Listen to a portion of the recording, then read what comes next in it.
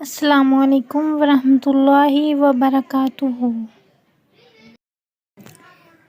پریاں اور چمکیلا پتھر۔ ایک دفعہ کا ذکر ہے، دو پریاں نام نیلم اور ایمان تھیں۔ ایک دفعہ وہ دونوں آسمان کی سیر کو نکلیں اور وہ اڑتے ہی جا رہی تھی کہ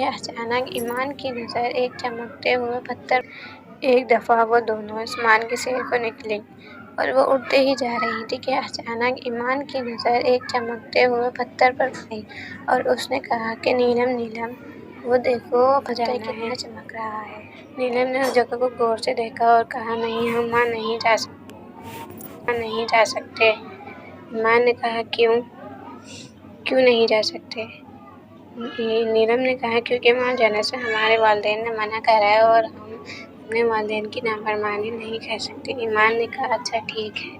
یہ کہہ کر نیلم واپس چلی گئی۔ جب روشنی ختم ہو گئی تو ایمان حیران رہ گئی، کیونکہ ارے وہ دیکھو ایمان، کتنے پیارے پھول ہیں، وہاں چلیں، نیلم نے کہا۔ چلو، ایمان نے کہا۔ نیلم پھول دیکھ رہی ہوتی ہے اور اس کی خوشبو سونگھ ہی رہی ہوتی ہے اور ایمان اس موقع کا فائدہ اٹھاتی ہے اور جلدی سے اس چمکتے پتھر کے پاس پہنچ جاتی ہے۔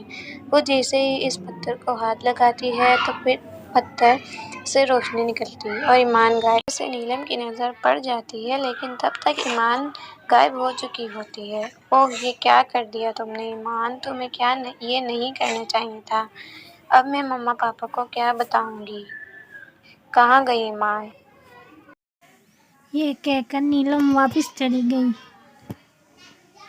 کہ وہ بہت عجیب جگہ پر تھی، وہاں اندھیرا ہی اندھیرا تھا۔ یہ میں کہاں آ گئی؟ ایمان ادھر ادھر بھاگنے لگی اور باہر نکلنے کا راستہ تلاش کرنے کی کوشش کرنے لگی، لیکن اسے کوئی راستہ نہ ملا اور وہ پریشان ہو کر رونے لگ گئی کہ اچانک وہاں ایک اور پری آ گئی اور کہنے لگی، رو مت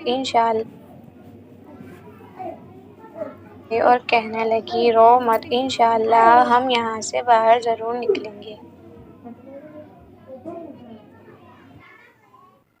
پری نے کہا۔ ایمان نے اس کی طرف دیکھا اور کہا، تم کون ہو؟ یہ کون سی جگہ ہے؟ میرا نام چمن پری ہے اور یہ ایک ایسی جگہ ہے کہ یہاں سے کوئی نہیں نکل سکتا۔ مطلب؟ ایمان نے پوچھا۔ چمن مسکرا کر کہنے لگی، کیا تمہیں تمہارے ماں باپ نے کچھ نہیں بتایا؟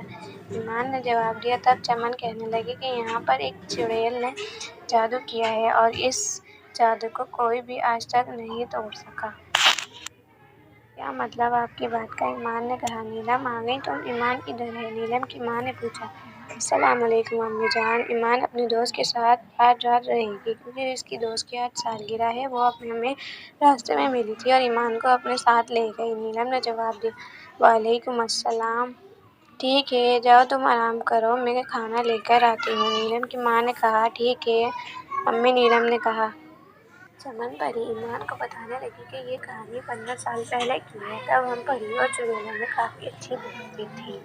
ایک دفعہ ملکہ اپنی بہن سے بات کر رہی تھی تو ان چڑیلوں میں سے ایک چڑیل جس کا نام فتنہ تھا نے ملکہ کی باتیں سن لیں۔ ملکہ اور ان کی بہن اسی چمکتے پتھر کے بارے میں بات کر رہی تھی کہ یہ پتھر بہت ہی خاص ہے، یہ ہمیں وراثت میں ملا ہے، اس سے ہم کچھ بھی کر سکتے ہیں، یعنی ہم اس سے پوری دنیا پر راج کر سکتے ہیں۔ پھر ملکہ کی بہن نے پوچھا کہ آپ کو اس کے بارے میں کیسے پتہ چلا؟ تو ملکہ نے جواب دیا، اس کے بارے میں اس کتاب میں لکھا ہے، لیکن یہ بات کسی تیسرے کو پتہ نہیں چلنی چاہیے۔ جی ملکہ، میں اس بات کا دھیان رکھوں گی، ملکہ کی بہن نے کہا۔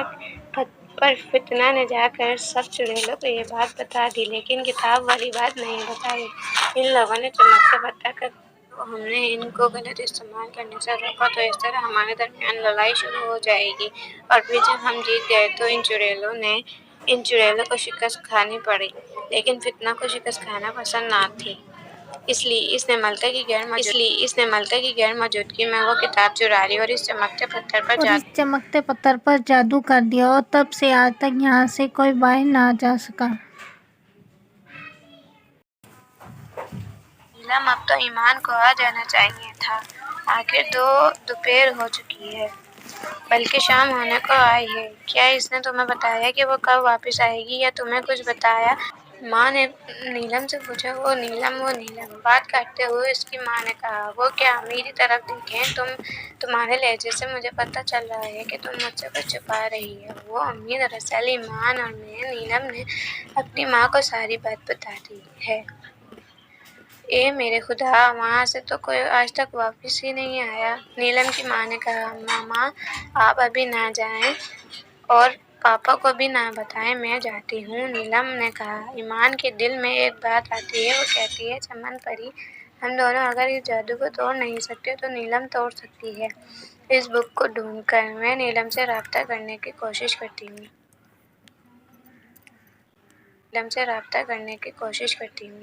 चमन, हाँ ठीक है, क्या हुआ ईमान? ठीक हूँ, चमन ने कहा। मैं नीलम से राब्ता कर रही थी लेकिन नहीं हो रहा, ईमान ने जवाब दिया। हिम्मत मत हारो, मैं भी तुम्हारी मदद करती हूँ। इतनी देर में नीलम आ जाती है। वो जैसे ही आती है कि इसे सिग्नल मिलता है और वो किताब ढूंढने लग जाती है। बहुत कोशिशों के बाद फिर इससे एक बटन दब जाता है और वहाँ एक घर आ जाती है। वो इस घर के अंदर जाती है कि वहाँ फितना सोई होती है। नीलम को समझ नहीं आता कि वह क्या करे।